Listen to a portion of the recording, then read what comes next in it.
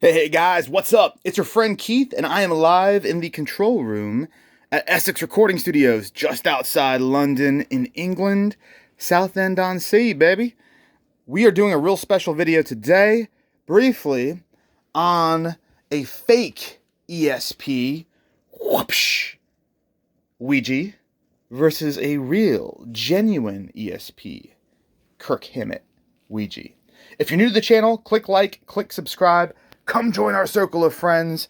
Hop aboard. We're going to see some awesome guitars that I get from all around the world, and we're going to learn a lot together. All right, so in the past, I did a video with this fake, spurious ESP KH2 neck-through Ouija versus a genuine neck-through KH2, but I didn't have a genuine Ouija. That one was just a standard black. Now that I've got the genuine Ouija, I think this is really important to show to people the differences, because there's quite a few. All right? For starters, let's go with headstock. Look at the headstock on this versus the real one. Now, this is a bolt-on, but you can see the shape is different. The logo placement is different. The truss rod, you've got bullet truss rod here. You've got bell truss rod there. Truss rod cover. Look at how small the Kirk Hammett logo signature is versus how big it is there. Look at how small the R reserved circle is next to the P. Look at how large it is there. Big difference. First inlay. Thick and chunky moon and star. A lot thinner on the fake. Larger on the real, thinner on the fake. The star is also smaller. There, holding the camera from the same distance. I'd say across the board, the crescent moons are thicker than on the replica. 12th fret, the stars, look at how far apart they are. Look at how close together they are here on the real one. So, close, further apart. The angle of the stars, I mean, these are genuine inlays on this replica from Asia, from China. Very tiny little stars, but like they're oriented correctly. They're kind of like at a 45-degree angle. But look at how large the last one is versus this tiny little guy. Okay, now to the good part, the graphic. There's obvious bits like this has a genuine Floyd Rose. This has a generic nothing, licensed. So there's things like that that will jump out at you, of course. But let's look at the artwork itself. So on a genuine one, now obviously I don't have the white Ouija, I've got the black one. But where it is white, there's almost like a pearl metallic texture to it. You see that in there? Look inside the sun. And look at how blotchy the border is. It's like not a perfect circle. You'd almost think that this is the replica based on how like uneven the lines are. When you go to the replica, it's like a perfect circle. It's like someone put a coffee mug and drew a line around it. Look at where the clouds hit the tremolo versus here you've got all this space for the cavity. The number of clouds, so like if we count these little bumps, so there's 1, 2, 3, 4, 5, 6. And here we've got one little one there, 2, 3, 4, 5, 6, 7. So this little one isn't present. Other little things. What else can we talk about? Things like, look at the head here. And look at how much space of wind, or whatever you want to call this, coming past the head here is, versus the head is right at the border there. And you've got just like a black blotch here on the fake. Look at all of these nice lines. You know, a lot of these guitars don't come with certificates of authenticity. This one didn't, but the serial number is documented on the register for the Ouijas. But a lot of people will add this artwork onto a normal KH2 and we'll get custom inlays done, get a custom fretboard. I've seen it happen before, so it's really important to document these little differences. Look at what's being held here. So you've got like 2 sets of hands, and look at the fingers on this and how crappy they are.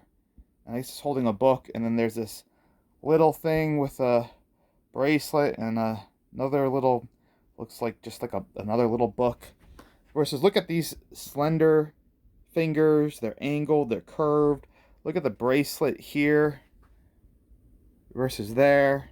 This isn't a book. This looks like a heart locket thing. I mean, it's obviously the thing that goes over the board, but you couldn't really tell that from this. And again, look at the fingers. They're slender, they're shaped, they're curved. I mean, what is that? This looks like some weird snake head thing. The font, I'd say for the goodbye. So the G is below the pickup selector. Here it's above it. The font is thicker and chunkier. You have these nice little decorative bits inside the number, so it's not just a flat one color, whereas this is just all flat black. What else can we say here? I mean, same thing with the font going over. It's all consistent across and looks the same. Here you have the E and the R going from the pickup bezel to the body. Here you have the F and the S and the J and the W. Here it's just the edge of the J and the V going on. The Z is all the way up by the fretboard. Here it's almost in the 3rd quarter of the pickup. A lot of differences in the artwork. I'll just hover over. You can freeze frame it, pause it, do what you got to do. Use this for a reference in the future. And then here's the real one, same thing. Pause it, freeze frame it, go to town. Real inlays. Pause it. Fake inlays.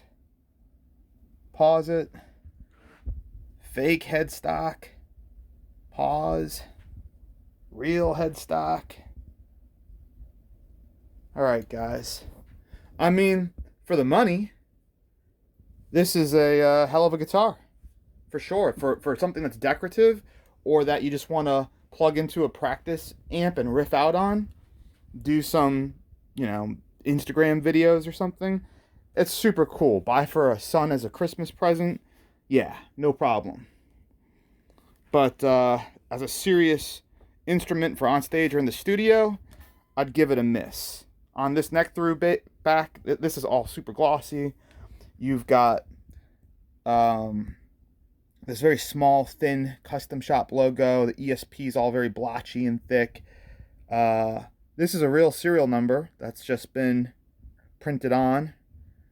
The made in Japan, rather than being a sticker, that silver sticker that we usually see, it's printed on. You do have the Hasbro trademark. Generic tuners, no made in Japan, no Godo, no ESP branding. Kind of wobbly, pointed, I call it the coffin cover. Look at how butchered the tremolo cavity is inside of there. Stuff nightmares are made out of. If we go and spin this around, this is an earlier one, this is 98. Look at the stunning flame maple neck. Look at the custom guitars is facing the other way. It's bigger. The font's not so blotchy and crisp. No Hasbro marking. Again, this is an earlier black bolt-on. And then look at the coffin cover on the real one versus the fake. Tremolo cavity. Real one.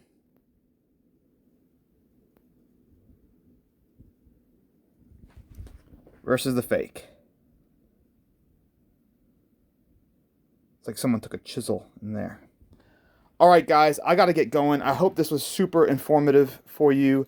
Smash subscribe, smash like.